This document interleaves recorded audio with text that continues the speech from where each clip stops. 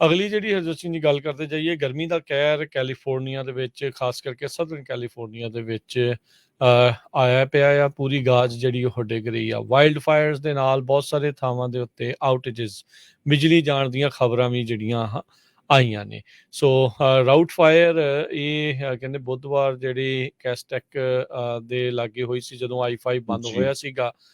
ਉਸ ਦੇ ਕਰਕੇ ਆਲਰੇਡੀ 5200 ਏਕੜ ਜਿਹੜੇ ਉਹ ਸੜ ਚੁੱਕੇ ਨੇ। 37% ਕੰਟੇਨਡ ਇਸ ਦੇ ਬਾਬਤ ਦੱਸੀ ਜਾਂਦੀ ਆ।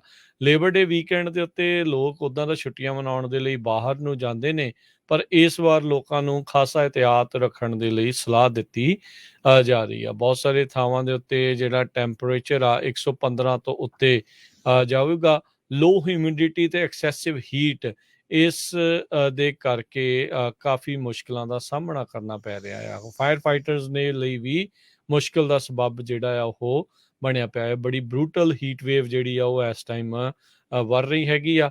ਆਉਣ ਵਾਲੇ ਕਈ ਦਿਨ ਜਿਹੜੇ ਆ ਅਗਲੇ ਹਫਤੇ ਦੇ ਮਿਡਲ ਤੱਕ ਵੀ ਤਾਪਮਾਨ ਜਿਹੜੇ ਆ ਉਹ ਤਾਂ ਹੀ ਰਹਿਣਗੇ। ਬਹੁਤ ਸਾਰੇ ਸ਼ਹਿਰਾਂ ਨੇ ਕੂਲਿੰਗ ਪਲੇਸਿਸ ਜਿਹੜੀਆਂ ਆ ਉਹ ਬਣਾਈਆਂ ਨੇ।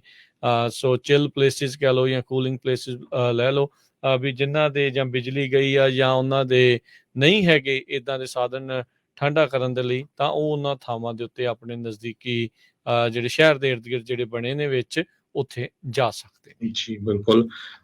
ਕੈਲੀਫੋਰਨੀਆ ਦੇ ਵਿੱਚ ਕਈ ਅੱਗਾਂ ਇਸ ਟਾਈਮ ਦੇ ਉੱਤੇ ਲੱਗੀਆਂ ਹੋਈਆਂ ਆ। 7 ਫਾਇਰ ਫਾਈਟਰ ਆਲਰੇਡੀ ਹਸਪੀਟਲਾਈਜ਼ ਹੋ ਚੁੱਕੇ ਆ।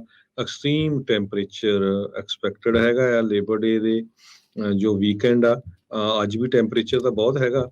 5000 ਲੋਕਾਂ ਨੂੰ ਔਰੇਗਨ ਤੇ ਜੋ ਕੈਲੀਫੋਰਨੀਆ ਦਾ ਬਾਰਡਰ ਹੈਗਾ ਉੱਥੋਂ ਇਵੈਕੂਏਟ ਕੀਤਾ ਗਿਆ ਆ। ਜੋ ਬਸ਼ਿੰਦੇ ਵੀਡ ਟਾਊਨ, ਲੇਕ ਸ਼ਾਸਤਾ, ਐਜਵੁੱਡ ਤੇ ਸਿਸਕੀਓ ਕਾਉਂਟੀ 'ਚ ਰਹਿੰਦੇ ਆ, ਉਹਨਾਂ ਨੂੰ ਜੋ ਡਬਡ ਮਿਲ ਫਾਇਰ ਕਰਕੇ ਜੇ ਕਿਹਾ ਜਾਂਦਾ, ਜਿੱਥੋਂ ਉੱਥੇ ਜਦੋਂ ਅੱਗ ਲੱਗੀ ਆ ਉੱਥੋਂ ਉਸ ਏਰੀਏ ਤੋਂ ਇਵੈਕੂਏਟ ਕੀਤਾ ਗਿਆ ਹੈ। ਇਹ 500 ਏਕੜ ਤੱਕ ਫੈਲ ਚੁੱਕੀ ਹੈਗੀ ਆ। ਜਿਹੜੀ ਕੱਲ ਵਾਲੀ ਫਾਇਰ ਆਪਾਂ ਤੁਹਾਡੇ ਨਾਲ ਦੱਸੀ ਸੀ, ਜਿਹਦੇ ਕਰਕੇ ਹਾਈਵੇ 5 ਬੰਦ ਹੋਇਆ ਸੀ, ਉਹ 5300 ਏਕੜ ਤੱਕ ਫੈਲ ਚੁੱਕੀ ਹੈਗੀ ਆ। ਜੋ ਫਾਇਰ ਫਾਈਟਰਸ ਆ ਉਹਨਾਂ ਦੀ ਇਸ ਵੇਲੇ ਕੰਡੀਸ਼ਨ ਬਹੁਤ ਮਾੜੀ ਹੈਗੀ ਆ। ਇੱਕ ਵਾਰੀ ਫੇਰ ਆਪਾਂ ਪੰਜਾਬੀ ਰੇਡੀਓ USA ਵੱਲੋਂ ਸਾਰੇ ਜਿੰਨੇ ਸਾਡੇ ਸਰੋਤੇ ਸੁਣਦੇ ਆ, ਜਿਹੜੇ ਵੀ ਏਰੀਆਜ਼ ਤੁਸੀਂ ਰਹਿੰਦੇ ਆ, ਤੁਹਾਡੇ ਹਰ 2-4 ਬਲਾਕ ਪਿੱਛੇ ਇੱਕ ਫਾਇਰ ਦਾ ਸਟੇਸ਼ਨ ਹੁੰਦਾ ਹੈ। ਜ਼ਰੂਰ ਉਹਨਾਂ ਦਾ ਜਾ ਕੇ ਥੈਂਕ ਯੂ ਜ਼ਰੂਰ ਕਰਿਆ ਕਰੋ। ਚਾਹੇ ਕੋਈ ਆਈਸਕ੍ਰੀਮ ਲੈ ਜਾਓ ਜਾਂ ਕੌਫੀ ਜਾਂ ਕੁਛ ਨਾ ਕੁਛ। ਕਹਿੰਦੇ ਵੀ ਫਾਇਰ ਫਾਈਟਰਸ ਇੱਕ ਤਰ੍ਹਾਂ ਦੇ ਨਾਲ ਇੰਡਸਟਰੀਅਲ ਐਥਲੀਟ ਕਿਹਾ ਜਾ ਸਕਦਾ ਉਹਨਾਂ ਨੂੰ।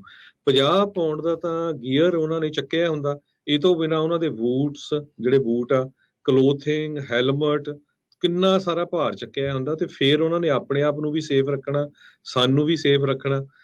ਤੇ ਬਹੁਤ ਹੀ ਸਖਤ ਜੌਬ ਜਿਹੜੀ ਫਾਇਰ ਫਾਈਟਰਸ ਦੀ ਹੈਗੀ ਆ।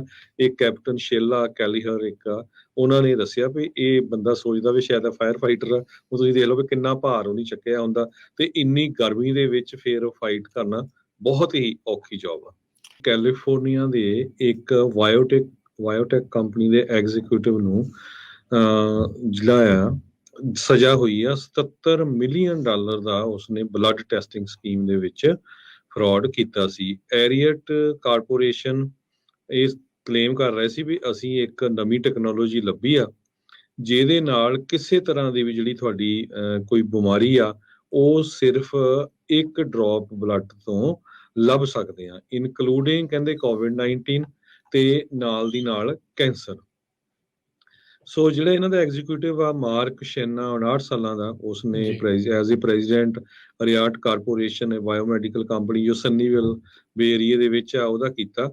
ਤੇ ਇਹ ਜਦ ਬਾਅਦ ਚ ਪਤਾ ਚੱਲਿਆ ਵੀ ਇਹ ਸਾਰਾ ਕੁਝ ਫਰਾਡ ਕਰ ਰਹੇ ਸੀ, ਲੋਕਾਂ ਨੂੰ ਗਲਤ ਚਾਰਜ ਕਰ ਰਹੇ ਸੀ। ਈਵਨ ਕਹਿ ਰਹੇ ਸੀ ਵੀ ਸਾਨੂੰ ਓਵੇਰੀਅਨ ਕੈਂਸਰ, ਪਾਰਕਿੰਸਨਸ ਡਿਸੀਜ਼, ਕਲੋਨ ਕੈਂਸਰ, ਮੇਲ ਫਰਟੀਲਿਟੀ, ਸਾਰਾ ਕੁਝ ਵੀ ਇੱਕ ਬਲੱਡ ਤੋਂ ਹੀ, ਇੱਕ ਡ੍ਰੌਪ ਤੋਂ ਪਤਾ ਚੱਲ ਜਾਣਾ ਹੈ।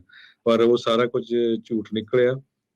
ਤੇ ਹੁਣ ਉਹਨੂੰ ਕਹਿੰਦੇ ਆ ਵੀ 20 ਸਾਲਾਂ ਦੀ ਸਜ਼ਾ ਹੋ ਸਕਦੀ ਹੈਗੀ ਆ, ਕਿਉਂਕਿ ਉਸਨੇ ਹੈਲਥ ਕੇਅਰ ਫਰਾਡ ਕੀਤਾ ਆ। ਤੇ conspiracy to commit wire fraud ਹਰ ਕਾਊਂਟ ਦੇ ਉੱਤੇ। ਇਸੇ ਤਰ੍ਹਾਂ securities fraud, US justice department ਇਹਦੇ ਵਿੱਚ ਇਨਵੋਲਵ ਸੀਗੀ ਪਈ। ਇਸਨੇ ਡਿਸੈਪਟਿਵ ਮਾਰਕੀਟਿੰਗ ਪਲਾਨ ਜੋ ਯੂਜ਼ ਕੀਤੀ ਹੈਗੀ ਆ। ਤੇ ਕਈ ਜਗ੍ਹਾ ਇਹ ਜਦੋਂ ਕਮਰਸ਼ੀਅਲਸ ਰਨ ਕਰਦੇ ਸੀ, ਇੱਕ ਟੈਸਟ ਦਾ $10,000 ਚਾਰਜ ਕਰਦੇ ਸੀ। ਵਾਓ।